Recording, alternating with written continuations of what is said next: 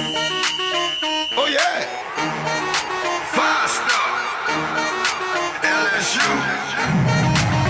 I said they ain't ready for the LSU. No, they ain't ready for the LSU, huh? They ain't ready for the LSU. No, they ain't ready for the LSU. What's up, everybody? Welcome back to the Tigers Avenue podcast, episode number 16. We got some basketball to cover and some recruiting news and updates. So, man, let's go ahead and get right into it. Man, tough stretch here for LSU basketball. We've lost 3 in a row. You lost the Arkansas game that we discussed last podcast. We go on the road on Wednesday night last week and lose to Bama and Tuscaloosa. And then this past Saturday, you drop one in Knoxville to Tennessee. If you're stressing about and worrying about what has happened the last 3 games, man, don't worry about this. Man, we're about to get healthy. We've been short Pinson.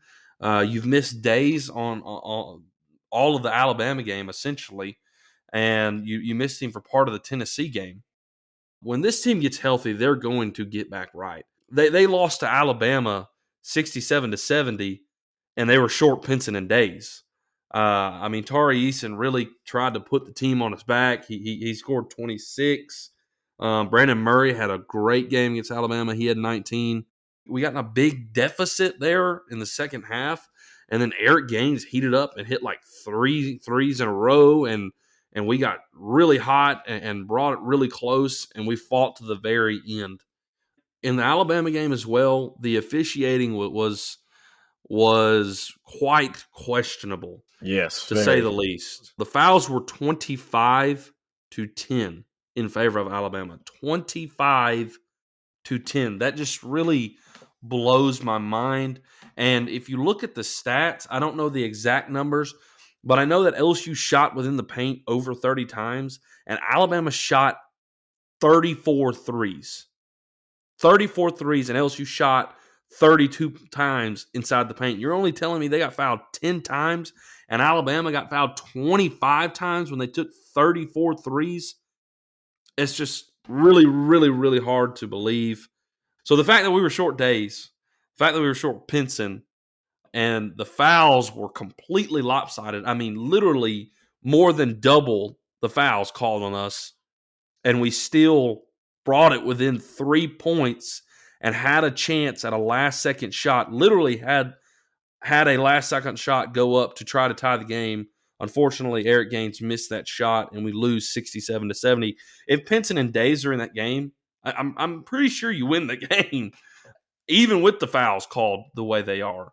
The Tennessee game was the offense was really kind of anemic from the very beginning, and it made it hard because we got a deficit early, and we had to fight back. And man, they did. They got on a hot streak there in the second half, and it looked like they were going to make a push. Unfortunately, without Pinson on the floor, your quarterback, your true point guard, senior veteran, and Pinson, it's really tough to run the offense the way you did with him on the court. And Pinson is a great defender, and he has a lot of steals per game. If I remember correctly, he's almost at like 2 steals on average a game, if not more than 2. And he creates turnovers, and his turnovers lead to offense. I'm telling y'all, when Pinson gets back and when Days gets back right and healthy, which I think Days is fine because he came back into the Tennessee game after a player falling on his ankle that he had hurt in the Alabama game. He actually ended up coming back into the game. So I think he's okay. And I really think that Pinson is going to be healthy for the game Wednesday night against A&M. And you're going to see this Tiger team turn this thing right back around. Zach, give me your thoughts on what you saw and maybe some takes you got on where LSU stands right now. Honestly, I think what we saw was a young team show a lot of grit, show a lot of fight in them in both of those games. You mentioned the comeback against Alabama. They also had a comeback against Tennessee. They had a large deficit and they overcame it, brought that game back. Of course, we know the end result was not great, but you again saw them fight against adversity in the Tennessee game as well. I mentioned that because if you really think about it, and we mentioned this in the podcast before their first road game, none of these players, except for Pinson and Darius Days, have played in true SEC road games in basically 2 years. You have the freshmen this year, who obviously coming in have not played in that type of environment at all. And then you have the freshmen from last year who were playing in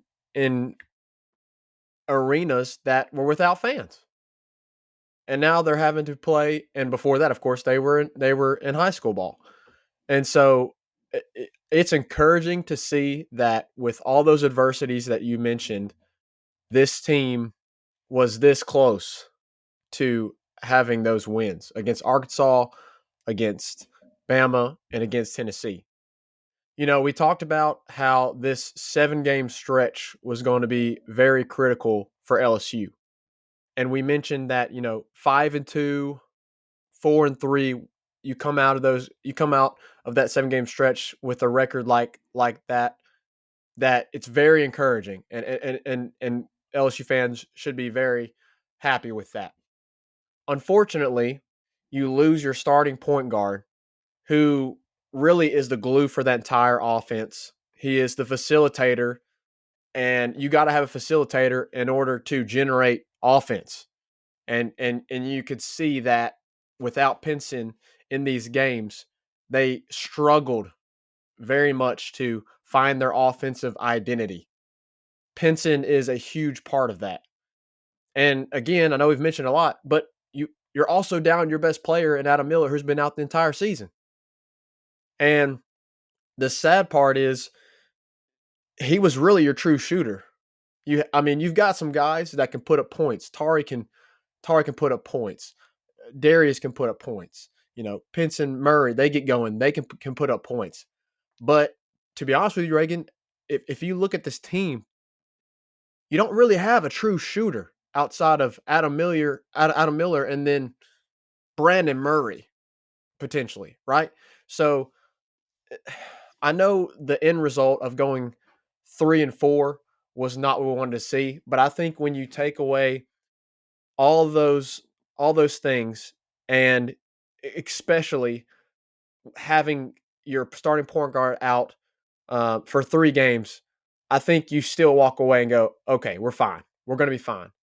The schedule is going to lighten up immensely after this. Uh, you're going to have 3 kind of really tough games near the end of your SEC stretch. But the middle part of this SEC schedule, LSU should be favored in almost every game. The only games I can think that they probably won't be favored in is when they go to Rupp Arena and when they go back to Bama. Bama might be favoring that. They might not. I'm not sure. But there's potentially 2 more games that you have left on the schedule that you're not going to be favored in. Okay. So you're going to be favored the rest of the way. And you're going to be playing SEC opponents, which a lot of them have either a losing record overall or a losing record in the SEC, teams that are sub 500. And so LSU has to take advantage of these games that they should win. And I think they're going to be fine. I know we're freaking out about all that, all these losses, 3 consecutive. It's hard to watch, but, take a step back and look at the broader view. All right. Another thing is LSU basketball. This team has not had a bad loss. I think your worst loss is at home against Arkansas. And even then, in terms of NCAA getting into the tournament, all that, and seeding, that wasn't a bad loss. The LSU does not have a quad 3, a quad 4 loss on this season. And so you have to also look at that and be encouraged. These young players, these freshmen and sophomores that are finding their way, they're only going to have more and more games, more and more reps and experience that they're going to gain through this season. I think one of the things that I am worried about is Efton. I mentioned it last time or maybe 2 podcasts ago with the fouls. Efton has a lot of talent, and you have not seen Efton play to his full potential yet. He's got to grow up a little bit. I mean, he's young, he's a freshman, but with his talents, with his ability, we need to see him step up a little bit. And you hope to see that here in the next few games with LSU playing these lighter opponents in the SEC. Another thing is you go look at the net rankings, and LSU is still top 15 in the net rankings. And so even with these 3 consecutive losses, the net rankings still have LSU very high. And so I think LSU fans just got to take a deep breath, realize what has happened, consider all of the variables, and sit back and say, it's going to be okay. Now, if this team starts to drop games against these subpar SEC teams, then you're going to have to start worry and take another look at this LSU basketball team and where they're going. Yeah, and I just don't see. I mean, I know you got to say, well, if they do start dropping games, then worry. I don't foresee that happening. I really, truly don't. And I don't either. Right. I expect Pinson to be back for this A&M game on Wednesday, and I think we're going to get right back into the swing of things, man. Seriously, there's a lot of wins left on this schedule. There is 12 games left. 12. And a lot of them are going to be W's. A lot of them. And if you want to say, I mean, in reality, like if you want to say, okay, you lose the Bama game, you lose the Kentucky game, you are then sitting at, let's see, you would only have 6 losses. So if you have 12, that's 2, you would be 25-6. Even if you lost the 2 tough games left, you'd be 25-6. That's a great record. And then you're probably going to set yourself up to be 3-4 seed in the tournament, in the SEC tournament. And then when you're looking to the NCAA tournament, depending on what you do in the SEC tournament, you're probably looking at a 4-5 seed. That's the whole goal. Get into the tournament and start winning games. And if you get into a 4-5 seed, you're looking really good. Now, if LSU somehow pulls off, which I think they really, in all honesty, I think we'll win the Bama game at full health in Baton Rouge. Shoot, we lost them by 3 points in Tuscaloosa without Pinson and Days. I'll take LSU in that game any day. And at full health, this team beat Kentucky. This team beat Kentucky at full health. Understand, Rupp is a wild arena, and that, other than Auburn, is probably the rowdiest in the SEC, and it's going to be a tough environment. But at full health, this team beat Kentucky, and I think we can do it again. And so there's a ton of wins about to come LSU's way. If you go 10-2 down this stretch, you're 25-6, and that's excellent. In all honesty, you don't win the SEC, and that's okay, but you're setting yourself up to be really in great position to get into the tournament with a good seed. If you go 11-1 and your only loss is Kentucky at Kentucky, you're looking really, really good. And in fact, if that's what LSU does, I'm looking at maybe a 3-4 seed in the NCAA tournament, because I think our net is going to. I mean, look, LSU just lost 3 in a row, and we're still in the top 20. The pollsters at the beginning of the season, I feel like, slept on LSU a little bit, and then they realized, okay, they are for real. When they beat Kentucky, and then they beat Tennessee, and then they went and beat Florida on the road without Pinson, and then we had, we battled this stretch here. I think they understand that when Pinson gets back, it's going to be for real. When we get healthy, it's going to be for real. I mean, you literally take Pinson and Days away in that Alabama game, and you have nothing but freshman and sophomore on the court. Nothing.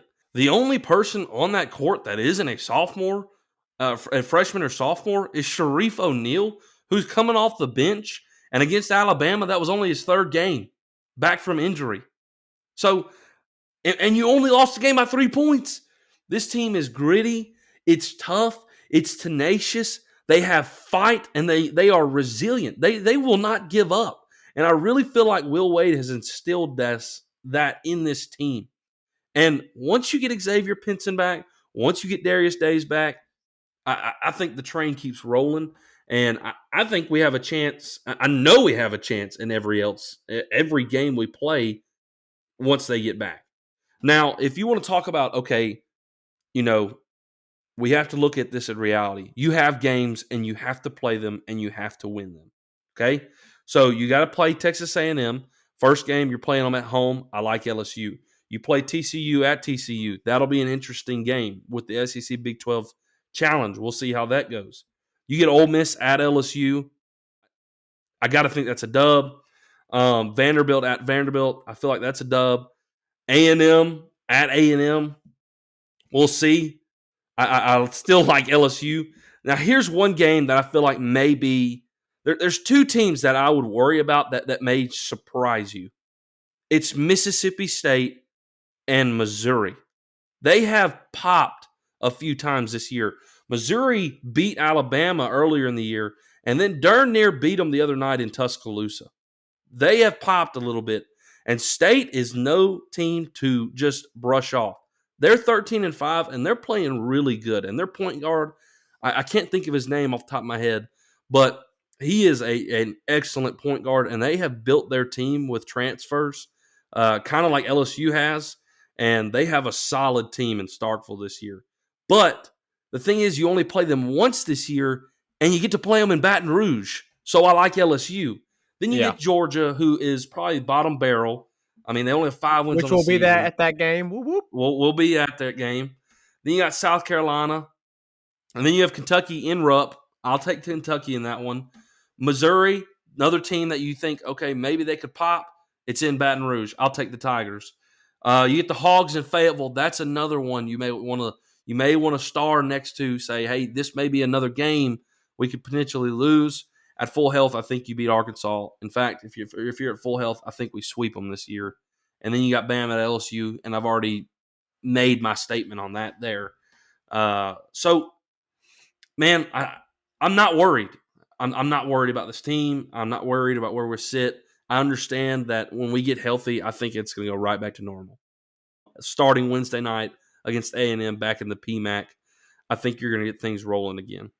And I will say, I have liked what I have seen from Will Wade. He has made very few excuses, but he's also had his teams back.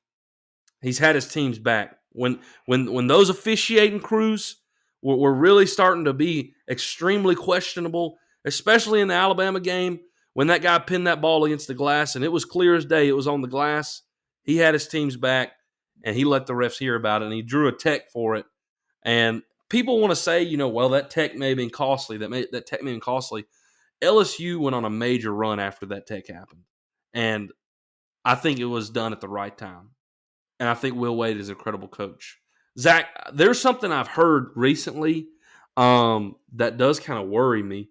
Clemson has a new athletic director. Will Wade graduated from Clemson, and he also started his basketball coaching career as a graduate assistant at Clemson. I've heard some rumors and seen a few things recently. There's been nothing like that have been announced or anything like that. Like they're even pursuing him. But I've heard rumors that that's one of the guys Clemson may move a different direction with their basketball program, and Will Wade may be one of the guys they go after. I don't know if he leaves the SEC program and goes to Clemson, but being as he was a graduate from there and started his career there, I don't know. I would hate to lose Will Wade. He is a young, brilliant-minded coach, and I love the way he coaches. But that's something to watch. I don't think we're going to hear anything on that anytime soon, but that's just something to watch for. All right, let's move forward to some recruiting updates here. There's been a lot going on with recruiting and some more transfers potentially in recent week, and I feel like it's been like that ever since the dead period has lifted. And I mean, LSU's got to build this team with transfers, and we've seen that happen. The biggest news of late in recruiting is Harold Perkins, 5-star linebacker, the top player left who is unsigned in this class, decommitted from Texas A&M. And you got to think that LSU is going to make a major push here to try to land Harold Perkins. Honestly, I was shocked by this decommitment. I don't know why he decommitted or anything like that, but I was shocked about this. In other news, Jermaine Burton has gone to Alabama. Zach, I'll let you give your thoughts on that. Caleb Williams, supposedly it has come down to USC and LSU for his next destination. We'll give our thoughts on that. In other news, Jarek Bednard, Bernard Converse. Converse. Bernard Converse, DB out of Oklahoma State. LSU is crystal balled to land him. He is a Louisiana native. A And very man, if you land experienced him, cornerback. yeah, an extremely experienced cornerback. In fact, he was a 3-star out of Louisiana, and that's why LSU didn't look at him, because he really wasn't a highly recruited guy at all. But he got an offer from Oklahoma State and went there and earned the starting job his freshman year and hasn't looked back since. And this year he was first team All Big 12 defense. And man, he's played like over 50 games as a starter there at Oklahoma State. If you land him, that's an experienced DB who's seen a lot of Power 5 football that probably comes in as your day one starter. So those are the latest updates on everything right now. And I guess I need to throw in Jacoby Matthews in there still. Looks like LSU and Trevante Citizen. Looks like LSU is in the front running for both of those guys. Man, if you land Harold Perkins, Jacoby Matthews, and Trevante Citizen, and then add a few more transfers, this recruiting class is going to be a solid recruiting class for Brian Kelly's first year. Zach, go ahead and give your thoughts on everything I kind of listed and where you think LSU stands at. And also give us your thoughts on the Jermaine Burton's decision. So you listed 5 guys there, right? Outside of Jermaine Burton, who is already committed. 5 guys that are still available. Obviously, the biggest being Caleb Williams, which obviously that kind of shocked some LSU fans to see that it had come down to just LSU and USC. But I hold the stance that he is going to USC. Now, that does not mean that I would never foresee him coming to LSU. I would definitely be shocked if he did, but there has definitely been conversation with Caleb Williams between him and LSU, and even Brian Kelly involved in that situation. So it's very interesting, but I do want to warn LSU fans to not get your hopes up, because more than likely he is going to USC. Just with his former coach being there, we know Lincoln Riley is just the QB guru who has put out amazing talent out of Oklahoma, and now being at USC. Obviously, he played for Lincoln Riley in Oklahoma. He committed to him over LSU to go and be at Oklahoma with Lincoln Riley. So all of that, I think he goes to USC. But it would be probably one of the greatest recruiting pulls in at least recent LSU history that I know of if they landed Caleb Williams. And I can't imagine the praise that Brian Kelly would get and the slap to the face of the national writers that have been talking about him not being able to recruit. I mean, That'd be juicy. LSU is going to finish inside the top 10 in this recruiting class. And they started, I think it was 40th or somewhere in there before the early signing day. And so that's my thought on Caleb Williams. Jarek Bernard Converse, I think he's coming to LSU. I do. If you look at those 5 guys you mentioned, I think you at least get 2 of those guys. And I think Jarek Bernard Converse out of Oklahoma State, the DB, he's played, we mentioned cornerback. He's also played some safety. But regardless, LSU needs DBs, period. And so I would think that if he comes to LSU, he's probably going to be placed in the cornerback room. Not 100% sure on that, but we can definitely foresee that happening. I think he is like definitely the one you get out of these 5. And then I think you go look at Jacoby Matthews and Trevante Citizen. Uh, those are two guys that I think you at least get one of them. If you get two of them, wow, fantastic job, right?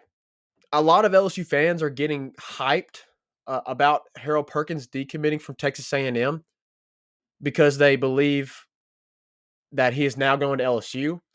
Um, I would say look out for Florida because I think Florida, as we already know, has heavily recruited him. And he went on an official visit to Florida, I think it was 2 weekends ago. Now, this weekend, he has his official visit to LSU.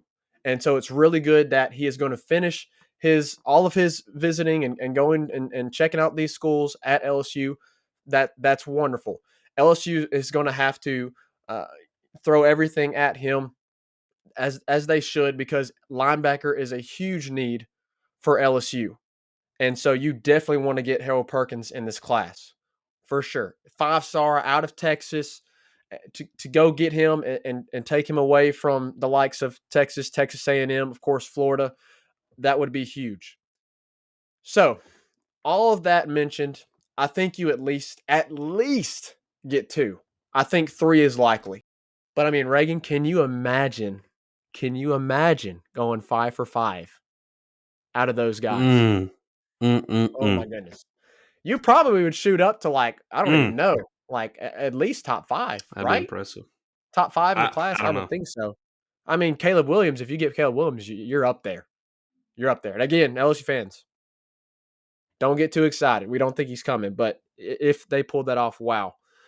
Now, the Jermaine Burton situation, that does not surprise me at all. As soon as I saw him enter the portal, before 247 came out and even said Alabama was the leading uh, team for him to potentially land at, I figured he was going to Bama. And the reason being, Bama just lost their top receiver in Jamison Williams, and they also lost Mechie. Both those guys are going to the draft, right? And so Alabama needs to uh, have experienced receivers on next year's roster to accommodate Bryce Young coming back, obviously. I, in all honesty, the thing that surprised me the most is his the fact that he is transferring. You hate to see him go to Alabama of all schools. You really wish that with LSU snagging his position coach, with the idea that Jermaine Burton came to the signing table, committed to LSU, then signed to Georgia, and now you have his position coach. Maybe come to LSU, goes to Alabama. Really disheartening and just sickening that you just see Alabama do this year in, year out. It just irritates you. Well, I think this further proves that you are seeing more and more that these players are committing to these schools and they're not committing to the schools itself, whether it be a coach or NIL deals. We've seen that a lot, obviously, with Texas A&M this year, or to go and get the support to prepare for the NFL, or that it's a winning program. You're seeing more and more that athletes coming out of high school, they are committing to something else other than the school itself. You're always going to have that though. I mean, you're always going to have high school players that are going to want to go and play because it's the school of their dreams, or it's the school that is in the state that they were raised and they rooted for the team. You're always going to have that, but you're seeing more and more that so many different factors are bringing athletes in to play for them, not just because of the name of the school that they're playing for.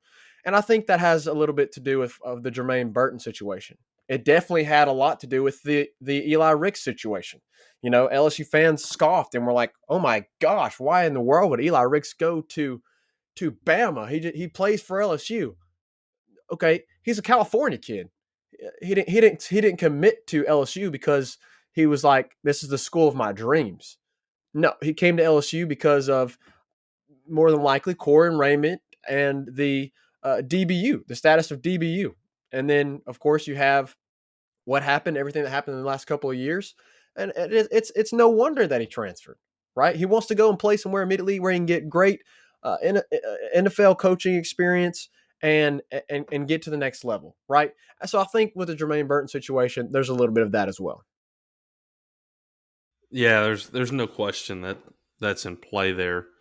Of the five guys, the one I am concerned most about, not concerned as in losing him, but like concerned as we need him, we got to get him, is Bernard Converse.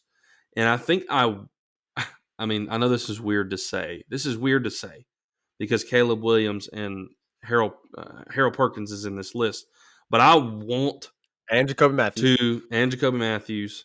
I want to solidify Bernard Converse. I feel like more than anybody in this list because DB is a major need for LSU right now, and to snag Bernard Converse with the experience that he has on the defensive side of the ball, that would pay major dividends for LSU's defense next year and fill in a gaping hole that LSU is seeing right now. I think you need to maybe get a few more just for depth, maybe one more after him, but to get like a solidified starter with major experience, that would be massive. I would like to see Jacoby Matthews and Trevante Citizen come, and honestly, I think we get both of them. Just in my opinion, I think Trevante Citizen is coming to LSU. Jacoby Matthews is the one I think that may go to A&M just because of NIL money, but it's very clear that Jacoby Matthews wants to come play for LSU. He's a Louisiana kid. LSU is the school of his dreams, but I don't know if he can pass up on the money that A&M is offering. So if LSU can get him some kind of deal or whatever to get him to come, man, do it. Make it happen. I think you go 3 for 5. At worst, like you said, 2 for 5. I do too. Believe that Caleb Williams is going to USC to rejoin his coach and Lincoln Riley. But we'll see how it all plays out. You never know. I think that Brian Kelly truly is making a push for Caleb Williams because I think he realizes, Zach, I don't want to be the homer or the one that's getting too excited. But in all reality, on the offensive side of ball, LSU has some championship looking material if you were to add someone like Caleb Williams. I mean, if you add Caleb Williams to Keishon Butte, Jack Besh, Jeray Jenkins, Malik Neighbors, Brian Thomas Jr., you solidified some big time transfers in the offensive line to protect the quarterback. You got John Emery coming. You got Noah Kane from Penn State, who was a Potentially Citizen. 4-star freshman. You got Corey Connor. So, like, there is a lot of talent on our offensive side of ball. And if you get somebody to pair at quarterback like Caleb Williams with that talent, that's championship type of offensive talent. Your defense obviously is your question mark next year. Are these transfers going to pan out, to really benefit you, on the defensive side of ball and be a solid SEC type of defense? We'll see.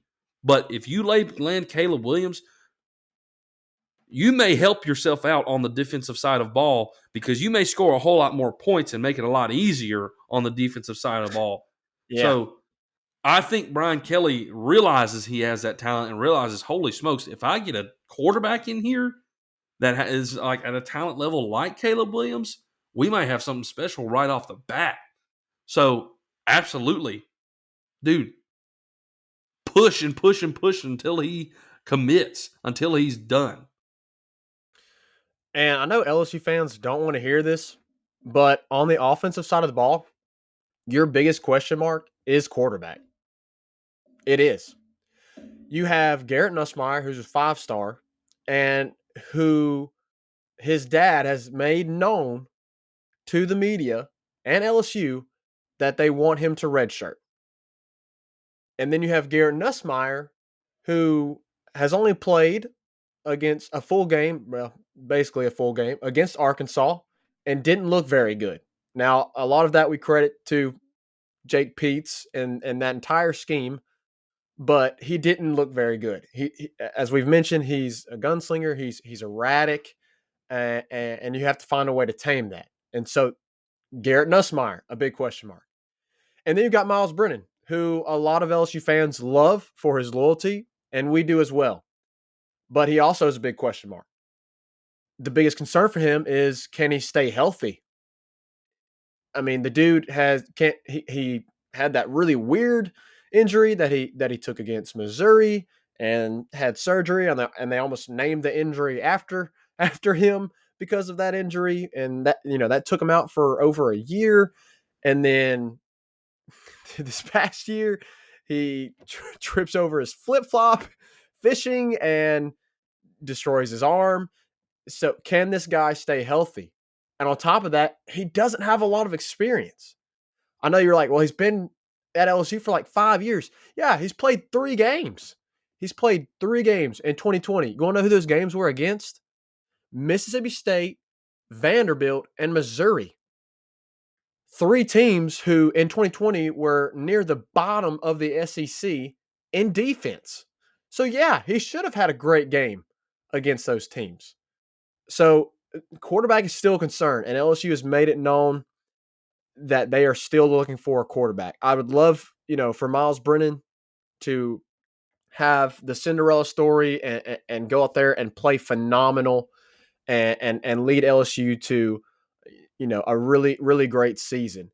But you have to try, at least if you're Brian Kelly, to go out and get somebody that's more experienced. And as crazy as it is, Caleb Williams is more experienced than Miles Brennan. If you don't land another quarterback, which I think they're definitely looking, but if you don't land another quarterback, I think Miles Brennan's the starter, and we'll see how that goes. Like you said, you hope that he plays well. As long as he stuck around, and it would be an incredible story. A kid who wanted to go to LSU, committed to LSU, has stuck it out through injury, through coaching change. 2 coaching changes now. 2. Miles Brennan has been through 2 coaching changes. So you would love to see him excel. And I hope he does if we don't get another quarterback. But I wouldn't be surprised if we sign another one. And I think Brian Kelly understands that we have major talent, and he wants to get somebody who has some experience. And if you land Caleb Williams, holy cow, look out. So big news, probably still to come when it comes to LSU. Be looking for all these names that we've mentioned. There's probably going to be some more transfers. And look, when it comes past spring ball, we're going to see some guys leave LSU.